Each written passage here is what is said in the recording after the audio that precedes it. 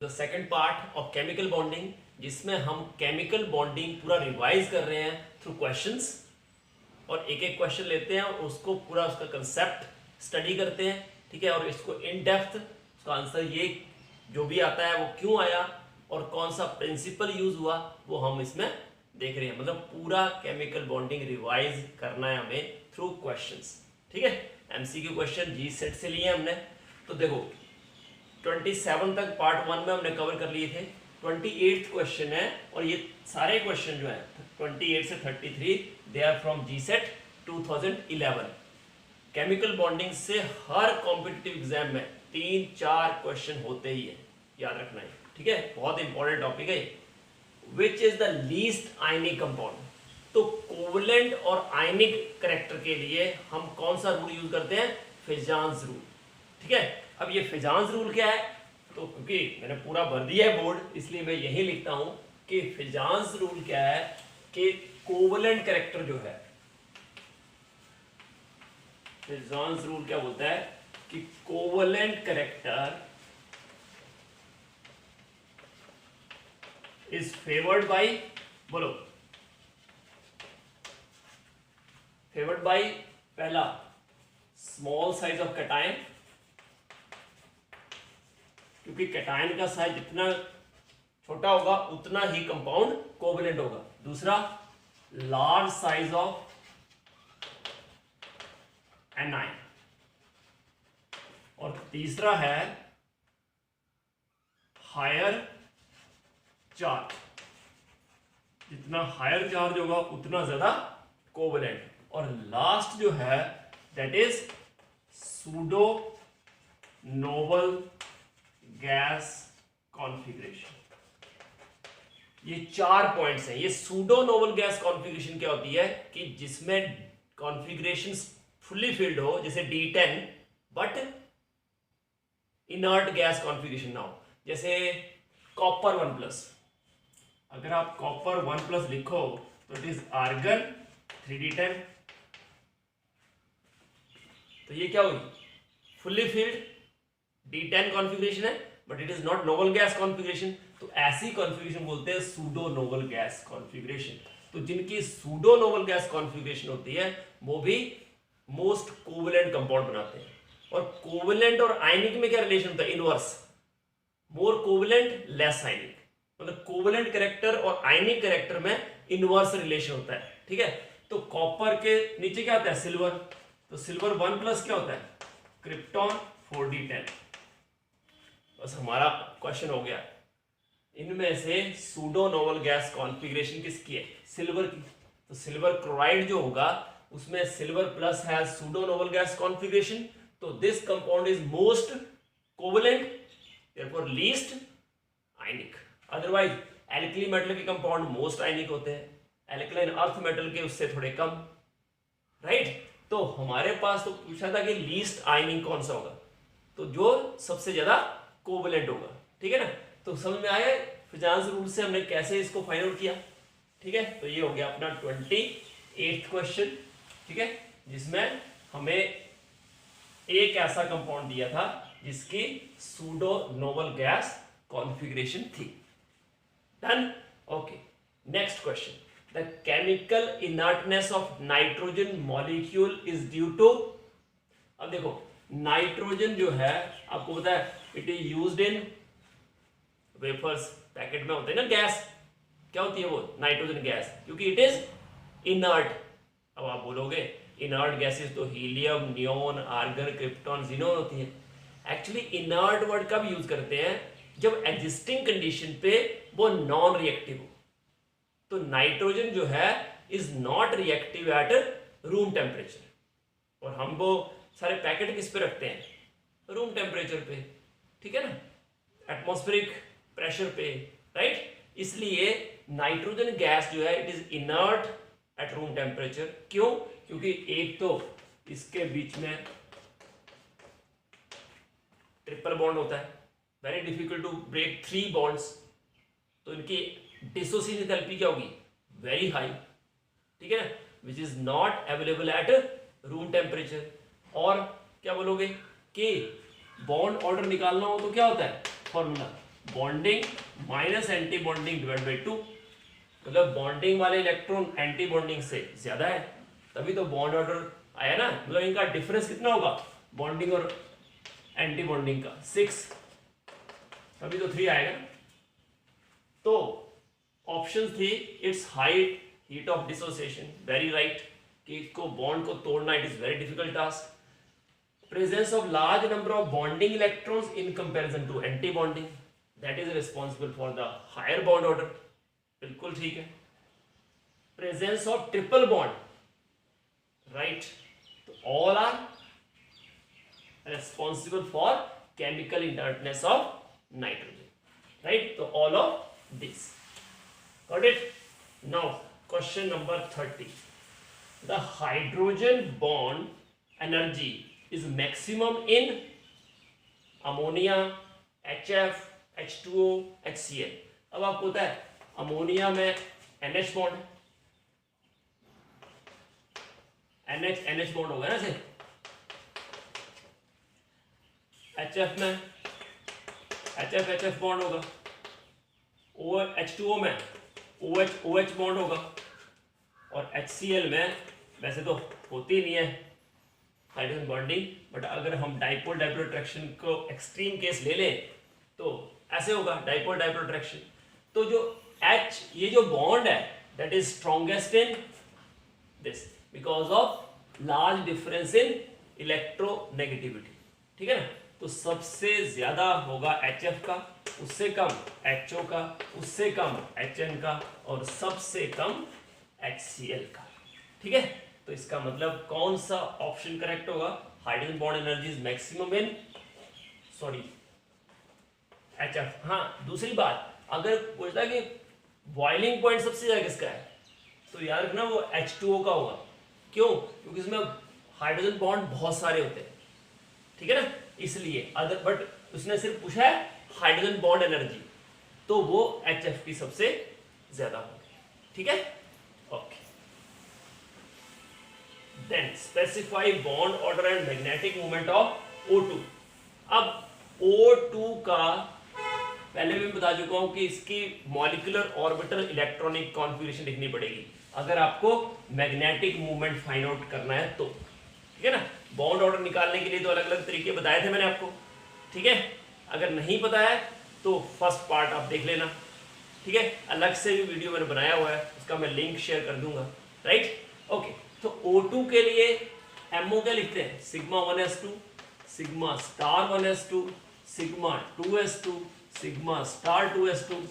इसके बाद क्या आता है, पाई या sigma, yes it is sigma 2pz2, then pi 2px, pi 2py22, then pi star 2px, pi star 2py11, क्योंकि टोटल 16 है तो 2 4 6 8 10 12 14 15 16। तो एक तो ये पैरामैग्नेटिक है, इसका मतलब मैग्नेटिक मूवमेंट जीरो नहीं होगा क्योंकि अनपेयर्ड इलेक्ट्रॉन है। और बॉन्ड ऑर्डर निकालने का वो भी तरीका बताया था, ये भी देख लो कि bonding minus anti bonding divide by 2। Bonding कितने हैं, 2 4 6 8 10, anti bonding 2 4 6, that is it is 2, bond order is 2, so bond order 2, bond order 2, okay, there are B, C, D, all have bond order 2. Now come to magnetic moment. Now magnetic moment, formula for magnetic moment is square root of n into n plus 2 Bohr magnitude. Okay, so n is number of unpaired electrons. What is n? Number of unpaired electrons. So unpaired electrons are 2, 2 into 2 plus 2, that is under root 8.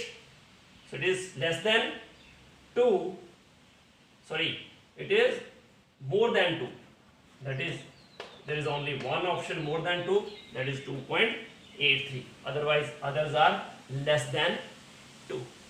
Okay, so option B is correct. Now come to question number 32. Now in question number 32,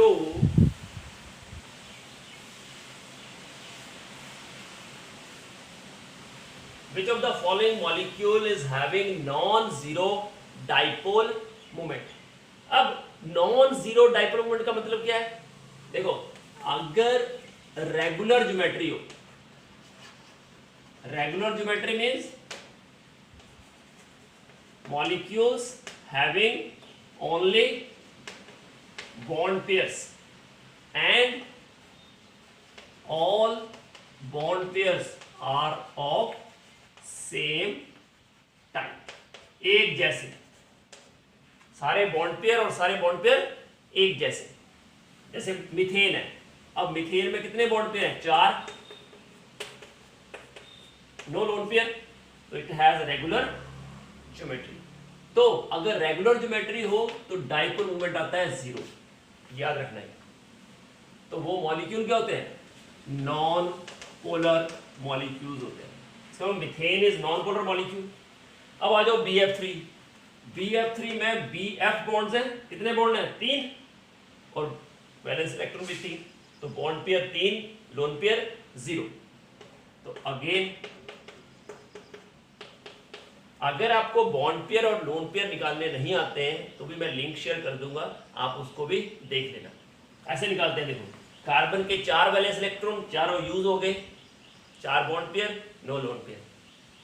3 bond pair, 3 atom attach है, और boron के पास 3 ही होते हैं, तो all are use. तो ये भी क्या होगी? Regular geometry. आ जाओ NF3। NF3 में नाइट्रोजन के पास होते हैं 5 में से 3 they are used, out of 5 3 are used, how many left? 2, so 1 lone pair and 3 bond pairs। यहां पे देख it has irregular geometry because there are 3 bond pairs and 1 lone pair, all are not bond pairs। okay, CO2, so in CO2 there are 2 bond pairs only। तो देखो ये 3 जो हैं they have regular geometry, therefore their dipole moment is 0। polarity due to one BF is cancelled by polarity due to other 2। polarity due to one CO is cancelled by other। जिनकी भी regular geometry होती है उनका net dipole moment 0 होता है। देखो BF bonds जो हैं वो पोलर है, CO बॉन्ड्स पोलर है, but CO2 as a whole is non polar, because ये जो डाइपोल होता है polarity is vector quantity, therefore polarity due to one CO is cancelled by other, polarity due to one BF is cancelled by the net polarity of the other 2। ठीक है ना, ऐसे मानना है। मैथमेटिकली भी कर सकते हैं, but chemistry point of view से आपको ऐसे याद रखना है कि जिनकी भी रेगुलर ज्योमेट्री होती है, ज्योमेट्री रेगुलर मींस जिनमें सिर्फ बॉन्ड पेयर हो और सारे बॉन्ड पेयर एक जैसे हो, उनका डाइपोल मोमेंट 0 होता है और वो नॉन पोलर होते हैं। यहां पूछा है नॉन जीरो डाइपोल मोमेंट किसका होगा, तो अब मुझे बताने की जरूरत नहीं है, आप खुद बता सकते हो कौन सा होगा। ऑब्वियसली ये, ठीक है ना, क्योंकि polarity due to lone pair is not exactly cancelled by BF, इनकी अनइक्वल पोलैरिटी होगी। ठीक है ना, इसलिए NF3 आएगा। Right, okay. Question number 33, which of the following will not favor addition or removal of electron। अब देखो, आप बोलोगे कि किसी में भी ऐड कर लो, ठीक है ना।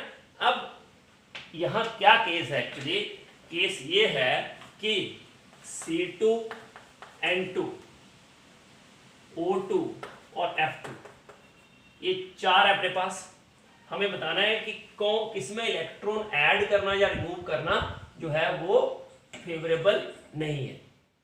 ये कब ऐसा होता है? जब एडिशन और रिमूवल दोनों से ही बॉन्ड ऑर्डर डिक्रीज हो जाए, बॉन्ड ऑर्डर इंक्रीज ना हो, क्या हो? डिक्रीज। चाहे इलेक्ट्रॉन ऐड करो या रिमूव करो, तो ऐसे केस में इट इज नॉट फेवरेबल, क्योंकि कोई भी मॉलिक्यूल इलेक्ट्रॉन को ऐड क्यों करता है या रिमूव क्यों करता है? टू गेट स्टेबिलिटी, यही है ना। तो स्टेबिलिटी कब आती है? जब बॉन्ड ऑर्डर इंक्रीज करे। Stability is proportional to bond order, ठीक है ना। तो अब हम इनको वैसे तो कर सकते हैं ऐसे जनरली भी, पर मैं पूरा डिटेल में आपको समझाता हूं। पहले आप C2 कॉन्फ़िगरेशन लिख लो, MO। C2 की क्या होगी, कितने इलेक्ट्रॉन होंगे इसमें टोटल, 12, इसमें 14, इसमें 16, इसमें 18, ठीक है ना। तो इसमें sigma 1s2, sigma star 1s2, sigma 2s2, sigma star 2s2, ये तो सब में एक जैसा ही होगा।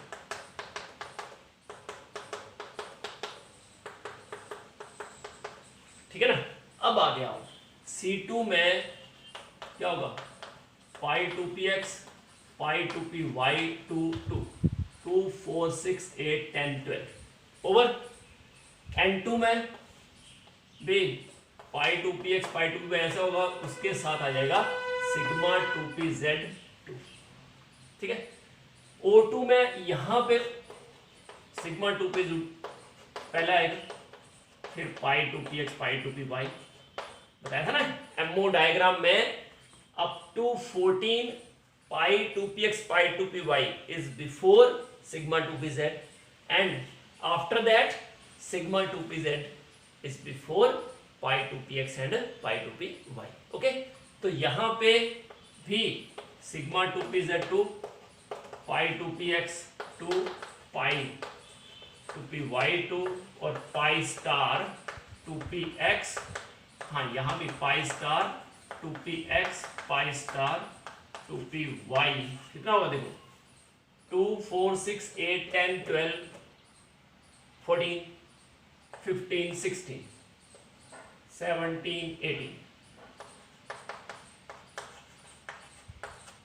डन की बात करते हैं, ठीक है ना।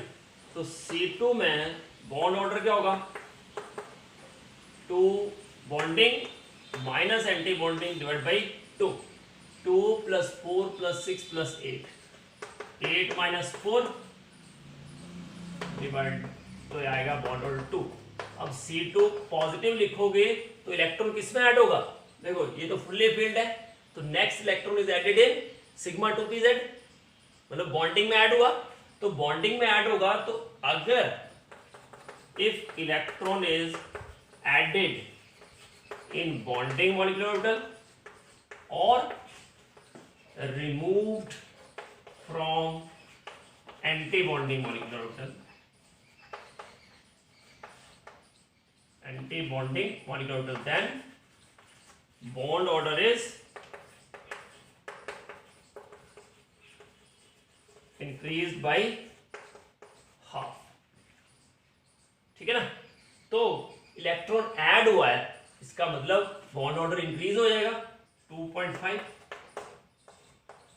और C2 नेगेटिव लिखोगे तो सॉरी C2 नेगेटिव लिखोगे तो 2.5, और C2 पॉजिटिव तो अभी ऐड किया तो इंक्रीज, इसका मतलब ऐड करना इज फेवरेबल, रिमूव करो तो किससे रिमूव होगा, बॉन्डिंग से, और इसमें क्या होता है एंड वाइस वर्सा, अगर उल्टा करते हो तो उल्टा हो जाएगा, electron is remove from added in bonding तो इंक्रीज, रिमूव फ्रॉम बॉन्डिंग तो डिक्रीज बाय हाफ, तो इस केस में बॉन्ड ऑर्डर हो जाएगा 1.5। इसका मतलब ये हुआ कि addition is favourable but removal is not favourable for C2, but हमें क्या चाहिए, which of the following will not favour addition as well as removal, तो इसका मतलब C2 is not the right option, ठीक है ना। अब आ जाओ N2। N2 के केस में पहले तो बॉन्ड ऑर्डर निकालो, 2 4 6 8 10 10 minus 4, that is bond order is 3. Now come to N2 positive. N2 positive means electron is removed. कहां से रिमूव करोगे, electron is remove from sigma 2pz, मतलब हाईएस्ट ऑक्युपाइड मॉलिक्यूलर ऑर्बिटल से remove करेंगे, ठीक है ना। तो हाईएस्ट ऑक्युपाइड मॉलिक्यूलर ऑर्बिटल कौन सा है, सिग्मा 2pz, इससे रिमूव किया मींस बॉन्डिंग से रिमूव किया, तो बॉन्डिंग से रिमूव करेंगे तो बॉन्ड ऑर्डर इज बोलो डिक्रीज बाय हाफ मींस 2.5, इसका मतलब रिमूव करना is not advisable, is not favourable task, क्योंकि बॉन्ड ऑर्डर क्या हो रहा है उससे डिक्रीज। अब एडिशन करते हैं, एडिशन किस में होता है, लोएस्ट अनऑक्युपाइड, उससे आगे कौन से हैं, pi star two P X, pi star two P Y, 0 0, ये होमो, जिससे रिमूव किया, ये लूमो। तो lowest unoccupied molecular orbital is pi star, मतलब आप ऐड करोगे तो किसमें जाएगा, एंटी बॉन्डिंग में। तो एंटी बॉन्डिंग में एडिशन हो तो bond order is again decrease by half, 2.5। इसका मतलब चाहे आप रिमूव करो चाहे आप ऐड करो, दोनों केस में बॉन्ड ऑर्डर इज डिक्रीज्ड। इसका मतलब बोथ आर नॉट फेवरेबल, और वही हमें बताना था। That means B is the right option. समझिए ना कि कैसे आपको याद रखना है कि फेवरेबल कौन सा नहीं है। तो कैसे कि अगर इलेक्ट्रॉन ऐड करने से और रिमूव करने से, दोनों से ही बॉन्ड ऑर्डर जो है डिक्रीज हो, तो इसका मतलब that is not a favourable operation. Done. Question from GSAT 2013। Question number 34 is ClF3 arranges its lone pairs and bond pairs in the following geometry. You know, in ClF3, you know, एक तो sp3d है, sp3d mean trigonal bipyramidal, ठीक है ना। और कितने bond pair हैं, 3 bond pairs और 2 लोन पेयर, क्योंकि 3 फ्लोरीन अटैच है क्लोरीन से। Chlorine has 7 valence electrons, out of 7 3 are shared, 4 left, so 2 lone pair. तो अरेंजमेंट कैसी होगी, बार बार किया हमने ये क्वेश्चन, बेंट टी होगी तो, ठीक है ना, इसकी शेप, पर उसने पूछा है सिर्फ ज्योमेट्री, तो जरूरत ही नहीं है कुछ करने की। हाइब्रिडेशन दी है, hybridisation protect the geometry. sp हो तो लीनियर, sp2 हो तो trigonal planar, sp3 tetrahedral, sp3d trigonal bipyramidal, sp3d2 octahedral, sp3d3 pentagonal bipyramidal. That means trigonal bipyramidal is the right option. Okay. अच्छा, next question is H2O2 is paramagnetic, diamagnetic, ferromagnetic, ferrimagnetic. अब आपको पता है H2O2 में O2 is in the form of O2 is 2 negative, right? Because if we move 2 hydrogens, then it is O2 2 negative. And you know O2 configuration is sigma 1s, sigma star 1s2, sigma 2s2, sigma star 2s2, then yes, sigma 2pz2, pi 2px and pi 2p y22, then pi star 2px and pi star 2py11, right? But O2 2 negative means 2 electrons are added, तो किसमें add होंगे, last वाले में। मतलब कि ये बाकी तो सेम रहेगा, ये pi star 2px, pi star 2py क्या हो जाएंगे, 2 2, all are paired, so it is diamagnetic, right? O2 is paramagnetic, but O2 2 negative, that is peroxide ion, hydrogen peroxide is diamagnetic. Okay, yes. So it is 35th question. Now 36th question is percentage ionic character in HF. अब देखो HF जो है, to calculate percentage ionic character we have to use equation, देखो 16xa minus xb plus 3.5 xa minus xb raised to power 2. This is known as Hannay and Smith equation to calculate percentage of ionic character. ठीक है। अब HF में electronegativity नहीं दी है, but आपको फिर याद होना चाहिए कि इसकी इलेक्ट्रोनेगेटिविटी होती है 2.1 और फ्लोरीन की होती है 4.0. So what is the value of XA minus XB means electronegativity of number 1 and number 2. ठीक है ना, मतलब हायर इलेक्ट्रोनेगेटिविटी माइनस लोअर, ऐसे करके देखते हैं। इसको चाहे XB माइनस XA लिखो, मैग्नीट्यूड लेना है मतलब, तो कितना होगा 4.0 माइनस 2.1 मीन्स 1.9. तो न्यूमेरिकल कर रहे हैं तो टेक इट एज 2, तो it is 16 into 2 plus 3.5 into 2 raised to 2. So it comes out to be 32 plus 4 the 12 or 0.5 means 14. So it is 46. So that means it is round about 46%. Got it? Okay. Next question. The whatever is the value of S character in sp3 hybridization. अब देखो कैसे निकालते हैं percentage of S character. Percentage of S character is number of S orbital in the hybridized orbital divided by number of total number of orbitals into 100 means S कितना है 1 total कितने हैं S एक S 3p 4 into 100 that means 25% S character होगा. तो अगर यही ये तो sp2 सॉरी sp3 हुआ, अगर sp होता तो क्या हो जाता 1/2 हो जाता मतलब 50% S कैरेक्टर. sp2 होता तो 1/3 हो जाता mean 33.3% S character. Got it? So it is 25%. Then next, in PF5 phosphorus undergoes sp3 hybridization. Same जैसा पहले क्वेश्चन था PCl5 का ClF3. अब PF5 का हाइब्रिडेशन दिया है sp3d. तो PF5 में आप बता सकते हो कितने बॉन्ड पेयर हैं 5. How many lone pairs? No, because phosphorus has 5 valence electrons. 5 के 5 यूज हो गए. No lone pair. इसका मतलब जो इसकी शेप होगी वो तो ये रहेगी trigonal bipyramidal. TBP means trigonal bipyramidal. SP means square pyramidal. ठीक है ना. तो याद रखना कि जो sp3d है उसमें जो d ऑर्बिटल यूज होता है दैट इज dz². ठीक है.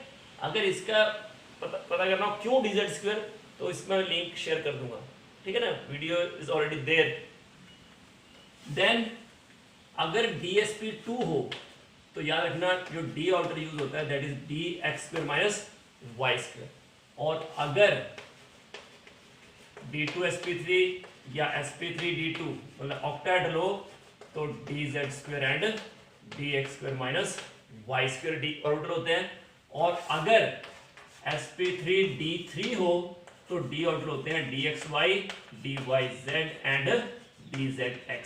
ये रेडी रेफरेंस याद ही रखो कि sp3d में d dz² होता है, dsp2 में dx² - y² होता है, d2sp3 या sp3d2 में dz² dx² - y², और sp3d3 में dxy dyz and dzx.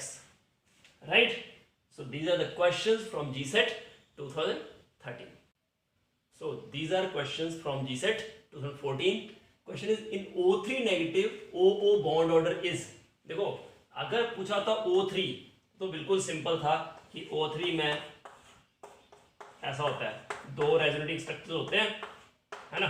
और बॉन्ड ऑर्डर अगर निकलना हो तो 2 + 1 3/2 मीन्स 1.5. कैसे निकालते हैं? Total number of bonds between 2 atoms. एक बॉन्ड यहाँ, 2 बॉन्ड यहाँ, 3, और डिवाइड बाई पोजीशंस. तो पोजीशन कितनी है 2, तो 3/2 मीन्स 1.5 आ जाता है. बट क्वेश्चन है O3 नेगेटिव. तो याद रखना कि O3 नेगेटिव जो होता है उसमें एक बॉन्ड तो ऐसे होता है, पर दूसरा जो बॉन्ड होता है वो 3 इलेक्ट्रॉन बॉन्ड हो जाता है. यहां इस साइड से 2 1 था ना, अब क्या हो जाएगा 2 1 और हाफ. समझिए 3 इलेक्ट्रॉन बॉन्ड हो जाता है O3 नेगेटिव में. याद रखना. तो बॉन्ड ऑर्डर क्या हो जाएगा बोलो? टोटल बॉन्ड्स कितने हो गए 2 + 1 + 1 2 + हाफ मीन्स 2.5, और पोजीशन कितनी होगी 2 मीन्स 1.25 होगा.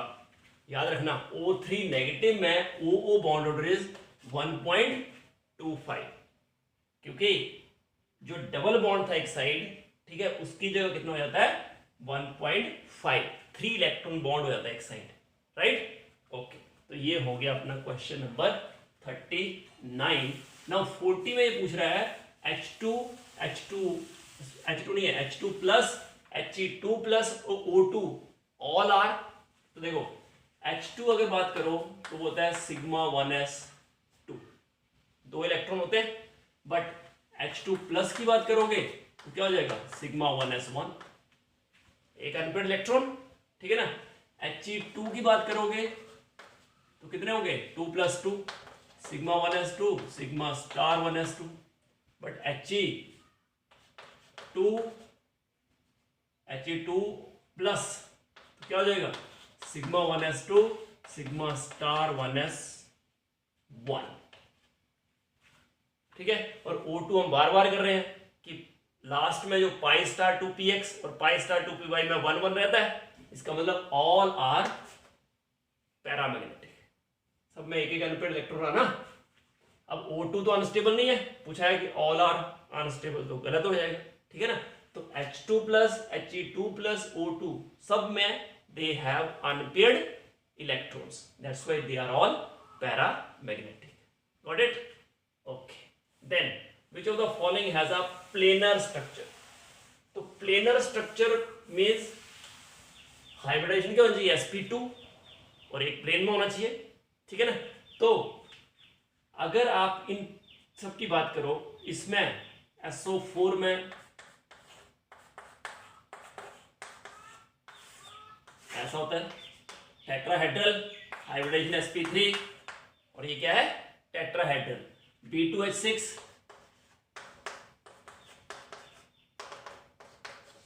ब्रिजिंग हाइड्रोजन होते हैं, और ये दोनों ब्रिजिंग हाइड्रोजन जो है वो क्या होता है one above the plane other below the plane, और हर कार्बन की हाइब्रिडेशन क्या होती है sp3, it is non planar, ये भी नॉन प्लेनर ये भी नॉन प्लेनर। H3BO3 बोरोन, इसमें जो है ना इस कार्बन इस बोरोन की हाइब्रिडेशन क्या होगी sp2, और ये होगा प्लेनर, स्ट्रक्चर क्या होगा इसका प्लेनर। SiO4 4 नेगेटिव है, ऐसा होगा अगेन टेट्राहेड्रल, ये भी sp3, 1 2 3 sp3 all are non planar except BOH thrice H3BO3 boric acid जो है उसका प्लेनर स्ट्रक्चर होगा। Done, okay. जल्दी तो नहीं हो रहा ना थोड़ा, एक्चुअली मैं इसलिए कर रहा हूं क्योंकि ये आपने कर चुके हो कंसेप्ट, ठीक है। और ये H3BO3 का स्ट्रक्चर डिटेल में देखना हो तो उसका भी मैं लिंक शेयर कर दूंगा, there is a video in the link, ठीक है। Next, greater the number of lone pairs on central atom the contraction caused in the bond angle will B.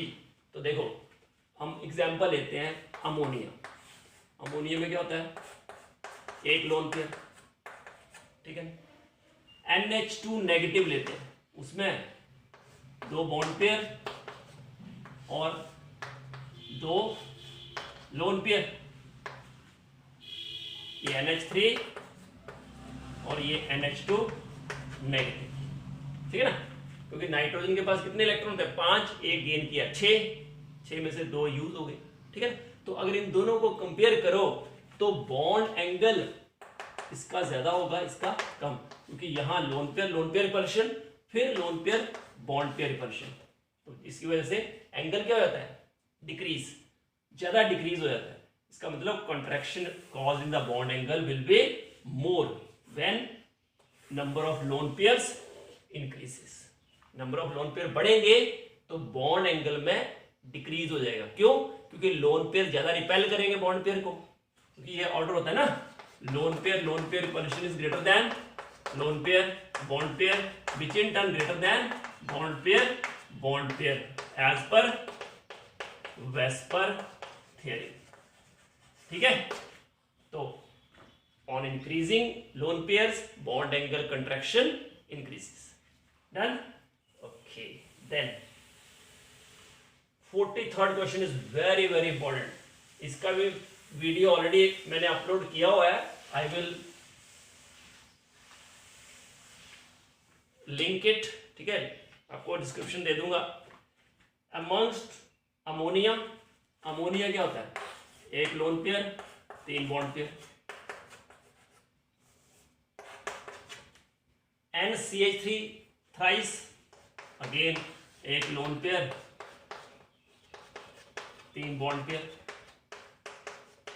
NSiH thrice, अब आपको लगेगा कि ये भी तो ऐसे ही होना चाहिए, एक lone pair 3 bond pair, but यहां पे प्रॉब्लम शुरू होती है। यहां पे क्या होता है कि नाइट्रोजन के पास है फील्ड ऑर्बिटल और सिलिकॉन जो होता है यहां पे it has vacant D orbital. इस वजह से यहां P pi D pi back bonding होती है, याद रखना, P pi D pi back bonding में जो बॉन्ड पेयर है, सॉरी जो लोन पेयर है किसका, नाइट्रोजन का, that is involve in back donation to silicon, और इस वजह से जो लोन पेयर है is not available on silicon, sorry not available on nitrogen. ऐसा हो जाता है, ये पार्शियल डबल बॉन्ड करेक्टर आ जाता है सब में, और लोन पेयर इस पे होता ही नहीं है, इसकी हाइब्रिडाइजेशन ही चेंज हो जाती है, sp2, इन दोनों की हाइब्रिडाइजेशन होती है sp3। इस वजह से इनमें से सबसे वीकेस्ट जो बेस होगा वो तो यही होगा, ट्राइसिलाइलामीन। क्यों, क्योंकि इसमें लोन पेयर है ही नहीं टू डोनेट, ठीक है ना, तो थर्ड इज वीक, सबसे वीक थर्ड होगा, तो थर्ड इसमें भी है, थर्ड इसमें भी है, ठीक है ना, बी और डी ऑप्शन में है थर्ड वीकेस्ट। अब बताओ ये दोनों में से, तो ऑब्वियसली यहां मिथाइल ग्रुप है जो इलेक्ट्रॉन रिलीज करता है, इस वजह से electron density on this nitrogen increases और इस electron donating power is more, ठीक है ना, इसलिए सेकंड जो है is most basic, trimethylamine second most, then first and then weakest is third. Third weakest क्यों है, क्लियर हो गया, क्योंकि it has no lone pair at all, because that lone pair is involve in back donation. कौन सा back donation, p pi D pi, p orbital of nitrogen and vacant d orbital of silicon is involved in bonding, right?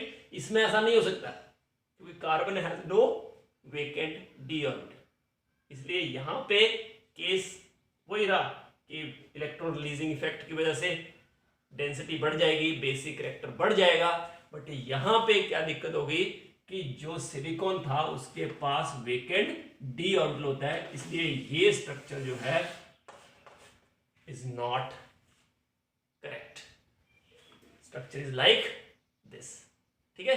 So these are the questions from GCET 2014। The questions from GSET 2016. Question number 44 is the total number of lone pairs of electrons in I3 negative is. अब देखो I3 negative में it can be taken as I2 negative. Okay, so it has 2 bond pairs around central atom. Now iodine has 7 valence electrons plus 1, 8. Out of 8, 2 are shared. So how many left? 6. So 3 lone pairs. That means one answer is it has 3 lone pairs, because if you talk about central atom, तो central atom की बात करोगे तो 3 होंगे, but specify करना चाहिए question जब भी पूछे, इसने पूछा है total number of lone pair of electrons in I3 negative, actually central atom ही होना चाहिए, बट रिसेंटली जेई में क्वेश्चन आया था कि how many total number of lone pairs of electrons in I3 negative, हर एक ने 3 एक्सपेक्ट किया था, बट उसने आंसर दिया 9। क्यों, क्योंकि वो बोल रहा है कि इसमें भी तो है 3, क्योंकि मैं टोटल पूछ रहा हूं, लो कर लो बात, 3 + 3 + 3 9, so 3 is answer if it is asked about on the central atom, and 9 is the answer if it is total number of lone pairs, because it is not mentioned कि around central atom, वैसे central atom के around ही होना चाहिए, ठीक है ना, तो पर पूछा है total number of lone pairs of electrons in I3 negative ion, तो वी कैन राइट 9, ठीक है ना। उसमें ऑप्शन दिया हुआ है 3, ठीक है ना answer, but 9 is the right option because it is not mentioned around the central atom. Okay, what is the bond angle in N3 NCl3?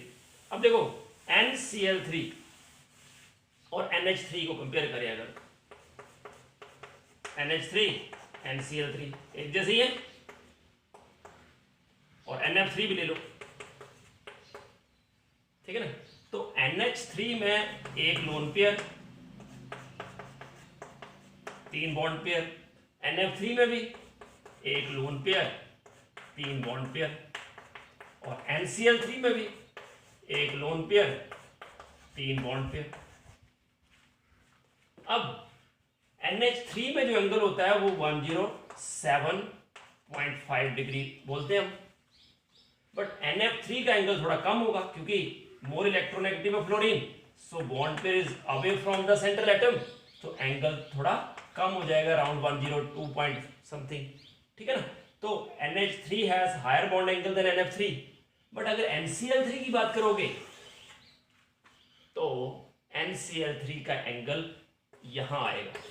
अब आप बोलोगे क्लोरीन भी तो ज्यादा इलेक्ट्रोनेगेटिव है, बट क्लोरीन क्योंकि अलग बड़े साइज का है, ठीक है ना, इसलिए स्टेरिक हिंड्रेंस की वजह से इसका एंगल थोड़ा सा ज्यादा होगा। किससे? अमोनिया से।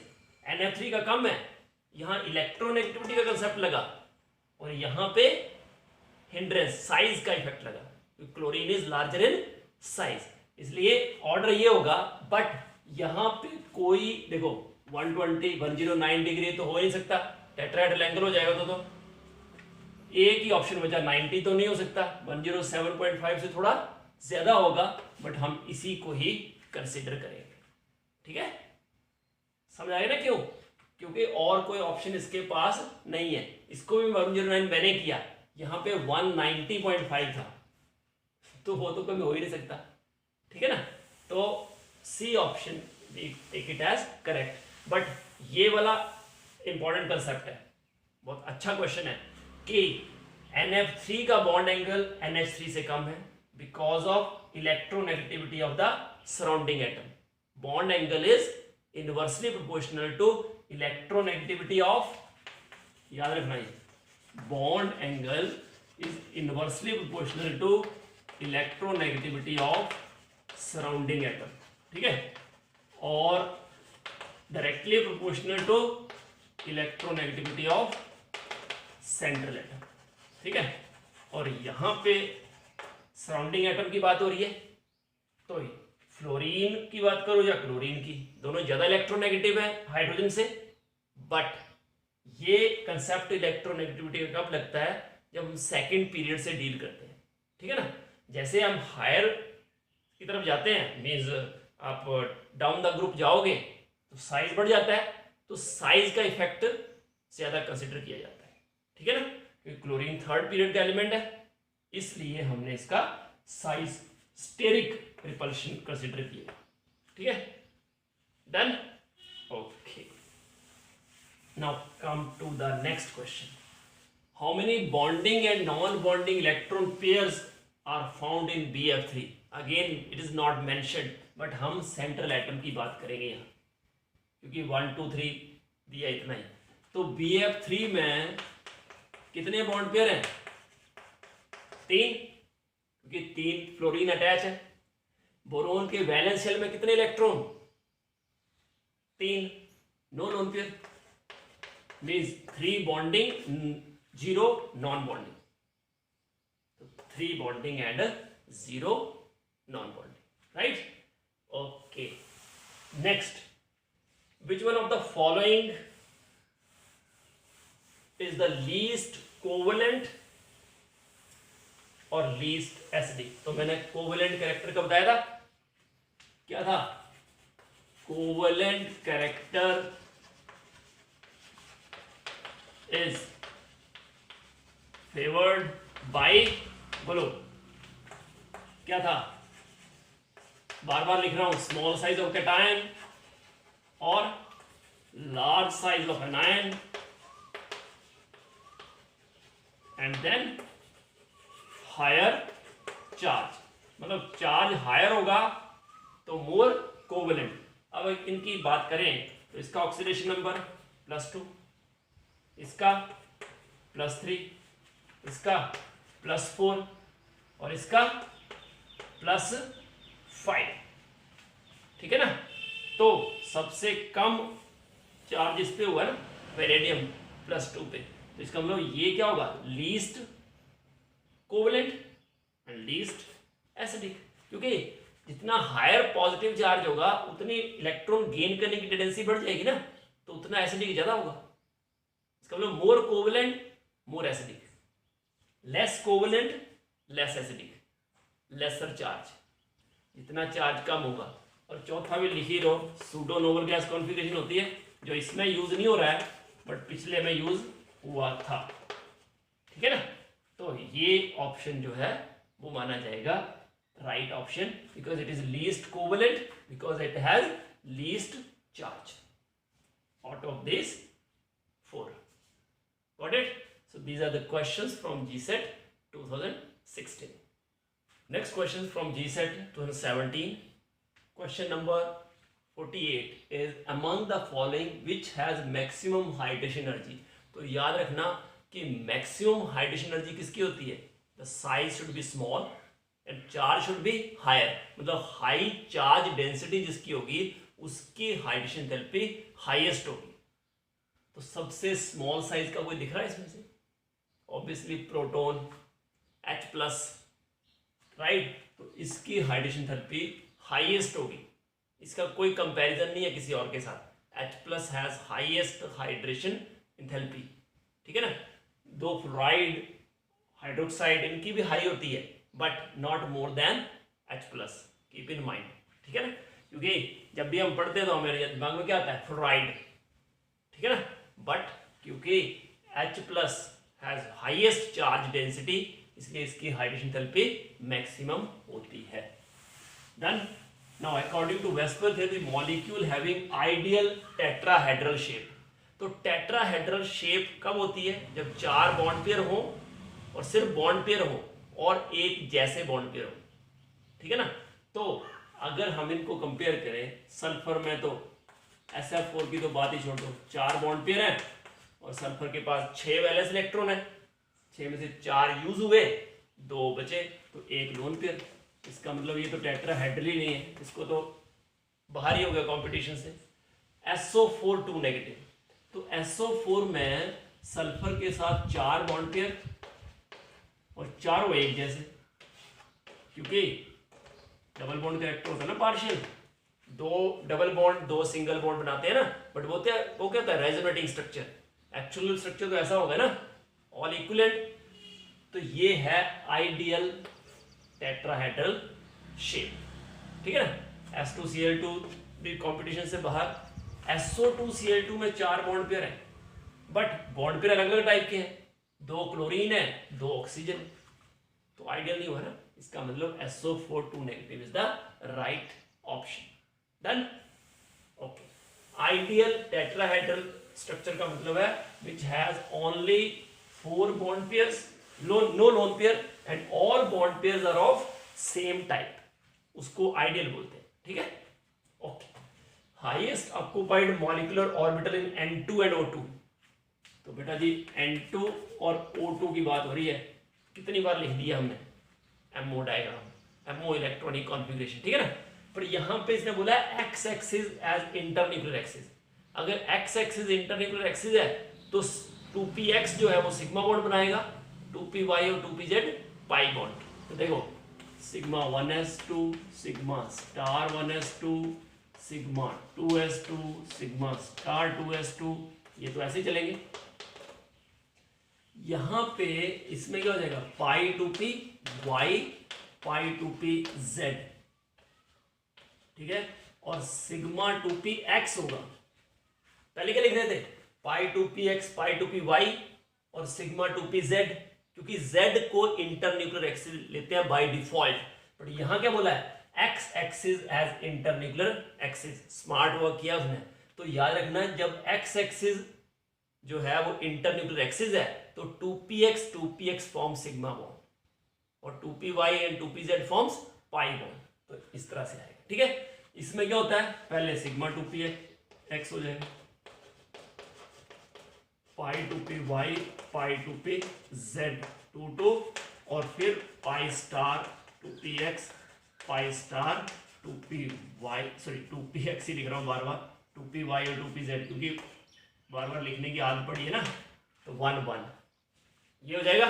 इसका मतलब highest occupied molecular orbital of N2 is sigma 2px और highest occupied molecular orbital of O2 is pi star 2py and pi star 2pz।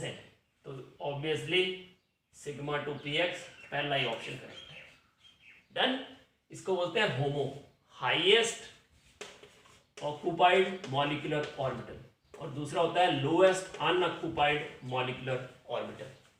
इसके अगला कौन सा होगा, pi star 2py and pi star 2pz, वो होगा उसका lowest unoccupied molecular orbital. Done. Okay, ये हो गया अपना 50th question. Now 51, hybrid orbitals इन sp(f)(6) 1 नेगेटिव।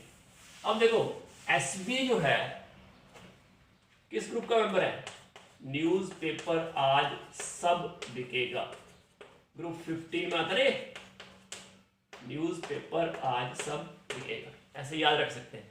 तो इसका मतलब कौन से ग्रुप का मेंबर हुआ, ग्रुप 15। कितने वैलेंस इलेक्ट्रॉन, 5 वैलेंस इलेक्ट्रॉन्स और एक नेगेटिव है तो +1, मतलब 6 वैलेंस इलेक्ट्रॉन और 6 सी इसने यूज कर ली, तो 6 बॉन्ड पेयर्स, मतलब sp(f)(6) 1 नेगेटिव में 6 bond pairs, no lone pair. 6 means sp3d2 और we can say d2 sp3। तो इसका मतलब B option is correct. Done. Okay, great. अगर आपने ये सारे क्वेश्चन कर लिए ना, मतलब आपकी केमिकल बॉन्डिंग में कोई क्वेश्चन नहीं रहेगा जो आप नहीं कर पाओगे एग्जाम में, ठीक है। ईमानदारी से करना बस। अच्छा, which of the following has the largest dissociation energy. तो पहली बात कि डिसोसिएशन एनर्जी क्या होती है, amount of energy required to break 1 mole of bonds into gaseous atoms. के जैसे ये बॉन्ड है, मान लिया ए और बी के बीच में बॉन्ड है, तो इसको तोड़ के उसके गैसियस एटम बनाने में जो एनर्जी यूज होगी दैट इज डिसोसिएशन एनर्जी। तो बॉन्ड को तोड़ना पड़ेगा, that means dissociation energy is proportional to bond strength of the bond, that is proportional to bond order, that is proportional to inversely proportional to bond length. तो यहां से हम bond order find out करेंगे सबके। तो Cn बताया था count number of p electrons, carbon क्या होगा 1s2 2s2 2p2, nitrogen 1s2 2s2 2p3, oxygen 1s2 2s2 2p4, ये है। तो Cn में बोलो, कार्बन में कितने p इलेक्ट्रॉन, 2 और नाइट्रोजन में 3, 5 हुए, 6 तक अप टू 6 बॉन्डिंग में आएंगे, तो 5 के 5 बॉन्डिंग में, एंटी बॉन्डिंग में 0, 2.5 आएगा। Bn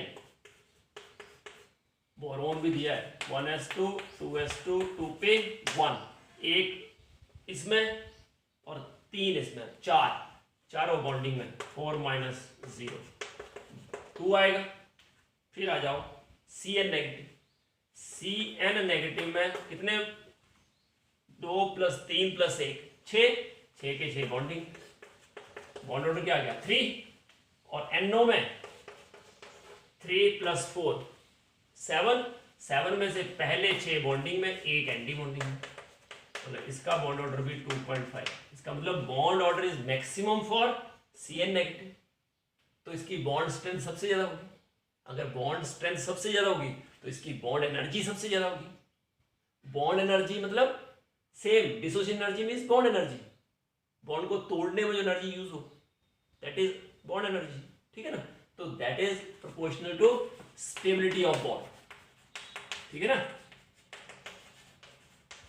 इसका मतलब dissociation energy is maximum for C. Done.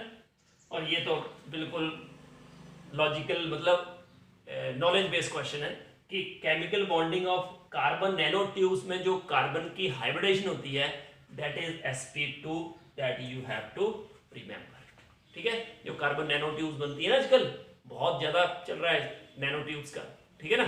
तो उसकी में कार्बन की जो हाइब्रिडेशन होती है वो sp2 होती है। Done. Just note that. 54 and 55th question, they are from GSET 2018 and this 56th question is from GSET 2019. So 54th question, the shape of ClO3 negative according to Vesper theory. So you know ClO3 negative कितने bond pair, जितने atom attached to central atom, 3 bond pairs, and how many electrons are used up? Each oxygen shares 2. So 6 electrons are shared. Chlorine has 7 its own and 1 gain. So 8 valence electrons. Out of 8, 6 are shared. So 2 left, means 1 lone pair. So ClO3 negative has 3 bond pairs and 1 lone pair. So when this total 4 pairs, out of 4, 1 is lone pair. So this is the structure. So 3 bond pairs, 1 lone pair. Shape is pyramidal. Done. So option C is correct. Okay. Next, question number 55. The bond angle of Cl2O. See, Cl2O, and we have to compare it with F2O and H2O. Same type of question we have done. कि जहां H था, F था और Cl था, ये वाला NH3, NF3 और NCl3। तो हमने बोला था कि क्लोरीन के केस में हम क्या देखेंगे, साइज, हिंड्रेंस ज्यादा होगी, इसलिए NCl3 का बॉन्ड एंगल सबसे ज्यादा होगा, उससे कम NH3 का और सबसे कम NF3 का, क्योंकि फ्लोरीन में क्या देखा जाएगा, electronegativity, right. Same is the case here. See, oxygen इन तीनों में ही 2 बॉन्ड पेयर है और 2 लोन पेयर हर एक के केस में। तो सारे बेंड शेप है, 2 lone pair, 2 bond pair, 2 lone pair, 2 bond pair, again 2 lone pair, 2 bond pair. अगर हम क्लोरीन की बात करें तो chlorine because of its large size, जो इसका बॉन्ड एंगल होगा that is largest, more than F2O as well as H2O, ठीक है ना। सेम इसी एनालॉजी पे जाना है आपको, ठीक है ना। तो आप बोलोगे bond angle of Cl2 is more than F2O, यहां लिखा है स्मॉलर देन F2O, गलत, greater than H2O, right, smaller than H2O, गलत, ठीक है। सो 55 का B option is correct. Done. Okay, great. So you have covered up to 2018. Now, next 56th question. Identify the correct sequence which represents the increasing order of polarizing power. तो बेटा polarizing power तो पहले क्या होती है? Polarizing power means polarizing power of cation means its ability of cation to distort electron cloud of anion, मतलब कितनी ज्यादा उसकी पावर है उसको खींचने की अपनी तरफ, ठीक है। That is called polarizing power of cation, ठीक है ना। अब polarizing power is directly proportional to its charge. पहले तो चार्ज हायर होगा तो ज्यादा पावर होगी खींचने की इलेक्ट्रॉन को, ठीक है ना, नेगेटिव चार्ज को। और साइज, स्मॉल साइज होना चाहिए और चार्ज हाई होना चाहिए, मींस दोनों को मिला के बोलो तो चार्ज डेंसिटी जो है वो हाई होना चाहिए, high charge and small size, ठीक है। तो अब इनको कंपेयर करते हैं एक पोटेशियम है, कैल्शियम है, मैग्नीशियम है, बेरिलियम है, ठीक है ना। तो देखो बेरिलियम, मैग्नीशियम, कैल्शियम, तीन है ये, और पोटेशियम, तो पोटेशियम कहाँ आएगा, इधर, लिथियम, सोडियम, ठीक है ना। बेरिलियम पे 2+, Mg2+, कैल्शियम 2+, ये 1+। तो इनमें सबसे बड़ा साइज किसका होगा, पोटेशियम का, और ऊपर से चार्ज 1+। इसका मतलब पोलराइजिंग पावर K+ की सबसे कम होगी, तो K+ की सबसे कम इसमें भी है, इसमें भी है, ओके, A और B में, ठीक है ना। अब इन तीनों को कंपेयर करो, सबसे स्मॉल साइज किसका है, बेरिलियम। तो बेरिलियम जो है, और ऊपर से 2+ तीनों पे ही है, पर साइज इसका सबसे छोटा है, तो पोलराइजिंग पावर सबसे ज्यादा किसकी होगी, बेरिलियम की, क्योंकि उसकी चार्ज डेंसिटी सबसे हाई है, ठीक है ना। तो K+ सबसे पीछे आएगा और बेरिलियम 2+ सबसे आगे, फिर Mg2+, फिर कैल्शियम 2+। तो ये ऑर्डर होगा पोलराइजिंग पावर का, तो इसका मतलब B option is correct. Got it. Polarizing power of cation is its ability to distort electron cloud of anion. anion के इलेक्ट्रॉन को अपनी तरफ खींचने की पावर, ठीक है ना, उससे क्या बढ़ती है, कोवेलेंट कैरेक्टर, ठीक है ना। तो चार्ज हाई होना चाहिए तभी तो वो खींचेगा स्ट्रांगली, और साइज क्या होना चाहिए, स्मॉल, ठीक है ना। मतलब चार्ज और साइज रेशियो क्या होना चाहिए, high, charge density.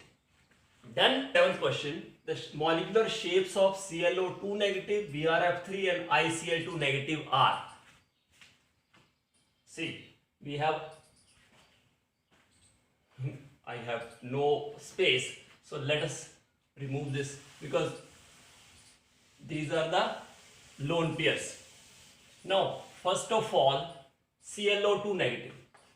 So you know, in ClO2 negative there are two bond pairs. And total electron used are 4 because each oxygen shares 2 electrons. Chlorine has 7 electrons, 1 is gained. 8 out of 8, 4 are shared. So 2 bond pairs, 2 lone pairs, right? In BrF3, there are 3 bond pairs because 3 fluorine are attached, and bromine has total 7 electrons. Out of 7, 3 are shared. So 4 left, that means again 2 lone pairs. ICl2 negative, 2 bond pairs, right? And 2 bond pairs, iodine has 7 plus 1, 8 valence electrons, 2 are shared, so how many left, 6, so 3 lone pairs. That means each has different bond pair and lone pair, right? So they have different shapes, okay, and with 2, 2, 3 lone pairs. So obviously D option is correct, right? Because molecular shapes of ClO2 negative, BrF3 and ICl2 negative, they are different with different lone pairs, 2, 2 and 3, right? Okay. Next, among the following, which pair of sulfur atoms do not have sp3 hybridization? Okay. First is SO4 2 negative. So in SO4 2 negative there are 4 bond pairs and sulfur has 6 electrons, 2 are gained, 8 all are shared, so 0 lone pair. That means total 4. sp3, total sum of bond pair and lone pair, if it comes 2 then it is sp hybridized, if it comes 3 it is sp2 hybridized, if it comes 4 it is sp3, right? Okay, then SCl2, 2 bond pairs, sulfur has total 6, out of 6 2 are shared, so how many left, 4, so 2 lone pairs, 2 bond pairs, total again 4, sp3, means both have sp3 hybridization, right? But we should find pair of sulfur atoms which do not have sp3 hybridization. Next, H2S, same as that of HCl2, again 2 bond pairs plus 2 lone pairs. SF2, same as that of SF, means again sp3 hybridization, SO3 2 negative and SO4 2 negative. In this case there are 3 bond pairs, 4 bond pairs. Here, okay, SO4 2 negative, there is no need to write, already we have done. SO3 2 negative, 3 bond pairs. How many electrons are used? 6. Sulfur has 6 plus 2, 8 electrons. Out of 8, 6 are shared, so 1 lone pair. Means again sp3. What about SO3? SO3 has 3 bond pairs and sulfur has 6 electrons. All the 6 are shared, so no lone pair. That means hybridization is sp2. What about SO2?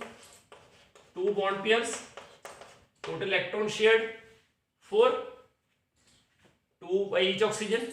Sulfur has 6, out of 6 4 are shared, so 1 lone pair, again 3, sp2. So SO3 and SO2 both have sp2 hybridization. That means this option is correct. Done? Okay.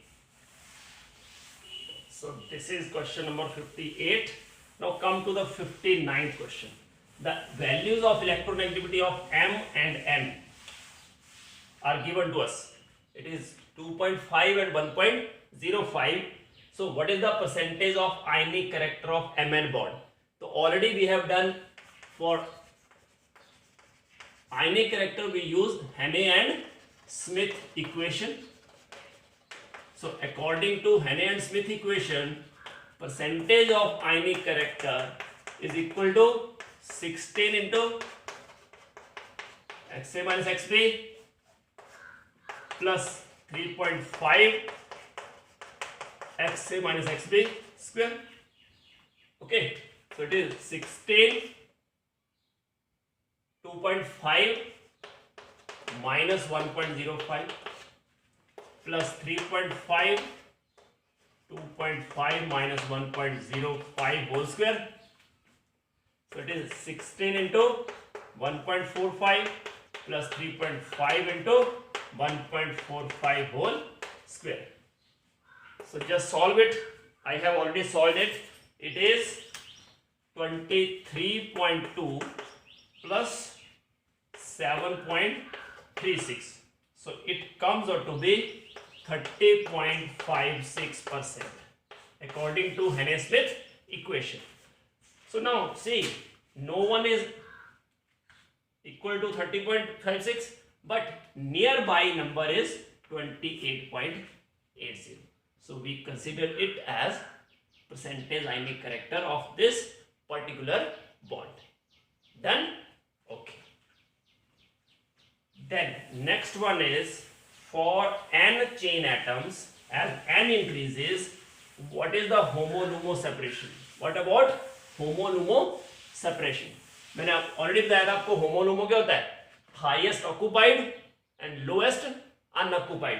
तो देखो हम जब molecular orbital energy level diagram बनाते हैं तो ऐसा होता है ना, ये दो अगर हैं तो एक यहां एक यहां, ये एटॉमिक ऑर्बिटल ये मॉलिक्यूलर ऑर्बिटल. अब हमने बढ़ाना शुरू किया, 2 कर दिए तो ये ऐसा हो जाएगा, 3 कर दिए,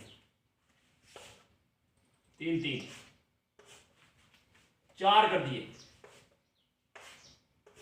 तो होता क्या है, जैसे जैसे नंबर इंक्रीज करते हैं एटम्स के, वैसे वैसे इन दोनों का गैप, ये है होमो और ये क्या होगा, लुमो.